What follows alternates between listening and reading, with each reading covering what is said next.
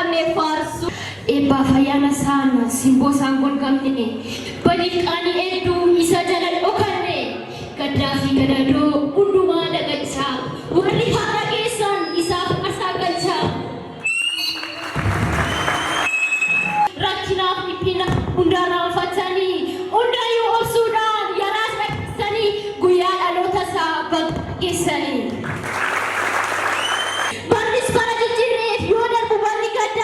Ijoollee addaa hundaaf yoo dhufu guyyaan addaa seexanni jiruuf boohaa yoo mar'atu daabiloos biyya lafaa oolchuudhaaf dhalate gooftaa Yesuus.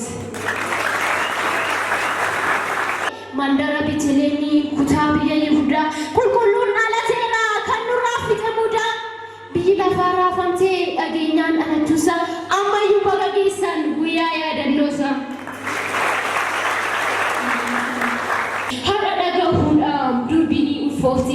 Jettus garaashiti wanta danuu yaadde garuu xarraashitti baay'isee gammatti ulfaa'ee baabattee akkamiin dadhabdi Yoosef waa yaadullee isheen carraa qabdi karaa dhalachuusaa erga carroomsanii ammayyuu hin deemaaf isaan laattanii. Egaan nuun hundumti keenyaa karaa isaa carroomne dukkaana laceenni karaa isaa ifoomne duuti akka jirre si jalaa dhageenye. Ulfaadhu yaa gooftaa si'iin argeenye.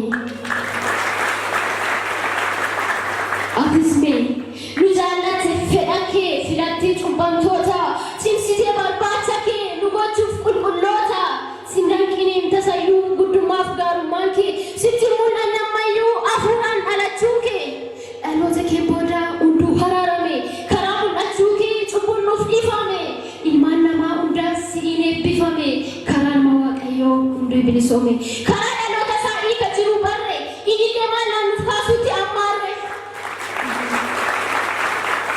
dhalootatti labsaa waa'ee dhalachuu kee borus as deebitee nu hin fudhachuu kee hunduu akka ooluuf waammatee maqaa kee qulqulluu akka ta'e barri jireenya kee jennee ni labsinaa ammas akka dhuftu biyyi lafaa kunis sirnatti akka kuftu dubbiin sagalee kee kan wabii nuuf ta'u deebitee dhufuu kee hunduu haa dhaga'u.